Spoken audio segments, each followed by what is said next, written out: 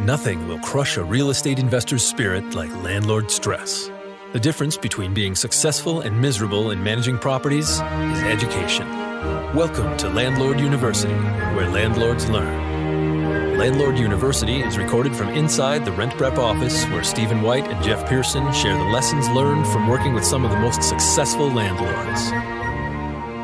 Welcome to Landlord University Night School. I'm Jeff Pearson, and I'm here with my co-host, Stephen White. How are you doing today, Stephen? Pretty good, Jeff. We had a question that came through the RentPrep office recently, and I thought it'd be a great topic to cover on the podcast.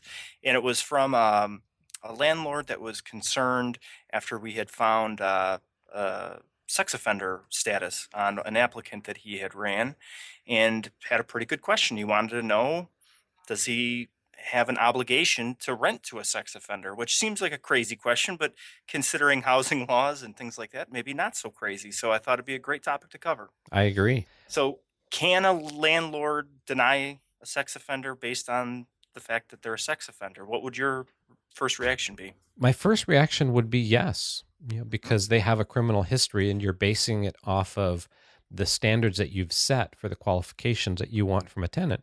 I would think that there would not be a problem there. I agree, and that is in fact the law. You can deny a person based on that. You can deny them because they're a sex offender, especially, and we'll go over this in a second, but especially if they pose a specific threat to their environment. So obviously, if you're in proximity to a school, a daycare, those type of things, then you as a landlord have a responsibility to ensure that you're not housing a sex offender. So you got to really be careful there. Not only can you deny them, but in some cases you have an obligation to deny them because of where they might be living. You don't want that. You don't want to end up on an episode of In the News or getting caught up by social media where it says, they ran a background check, the guy was a sex offender, the landlord rented to him anyway, and the apartment building was next door to a daycare, and people are going to read that and just destroy the landlord and say, well, duh, why would you ever do that? Right. And I think there might be laws in some states that sex offenders can't be within a certain distance of Correct. schools or daycares or different things like that. So it pays attention. It makes sense to pay attention to those things.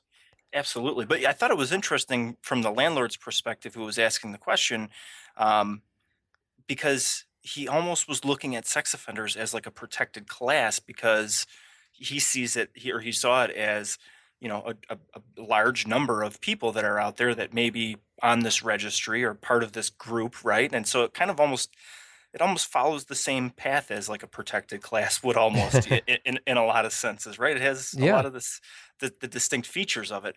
And it's interesting because right now in the US, there's currently about 800,000 registered sex offenders. So there is no shortage of sex offenders for Right. sure. And in this day and age, it's not surprising that a landlord would be thinking, well, wait a minute, that's probably some kind of a protected class. And even if you're not thinking of it in terms of sex offender, you could think of it in terms of a convicted felon. Mm-hmm. Does that suddenly make them a protected class, and you have to be careful because they're convicted of a crime? And no, you have a right to be able to not rent to somebody because of their criminal past. Yeah. And the key thing there too is making sure you know what you can use against them. So the only way that a landlord is going to get themselves into trouble in that situation is if you find out they have a crime that's no longer reportable. So we've talked about this before too, where all information has an expiration date. You think of it in terms of your credit or credit report. I'm sure you've heard before that you wait 7 years or things only last on your credit report for 7 years. Well, the same goes for a lot of criminal records and arrest records and even convictions in some cases. So it's important to understand and know the set of rules that govern what you can and can't report or use against somebody in your decision making. And those rules are the Fair Credit Reporting Act, so the FCRA. And it obviously does not apply to just credit. It covers, how long a bankruptcy is good for, criminal records, the different types of criminal records. Obviously, a felony conviction is much different than a misdemeanor conviction or an arrest. So there's a lot of different facets and factors that play into it. So as a landlord, your responsibility is to either know what those are and make sure that you're abiding, the rules of the FCRA, or honestly use a screening company that understands those rules and laws and can take care of that for you, basically. Yes.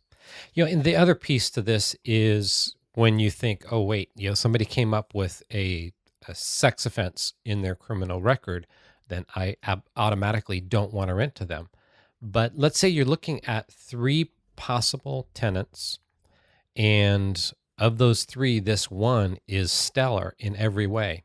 With all of their background checks, their history, their references, everything is perfect, but you have this offense in the past. It makes sense to some extent to make sure you understand what that offense is, if you can. It could be a situation where you've got an 18-year-old guy with a 17-year-old girl, and turns out they ended up getting married, and this is actually the couple that you are renting to.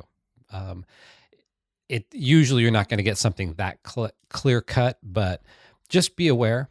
Certainly, if crime against children is not something that anybody wants to just gloss over, but at the same time, there may be, in a very small percentage of these cases, something that is somewhat explainable.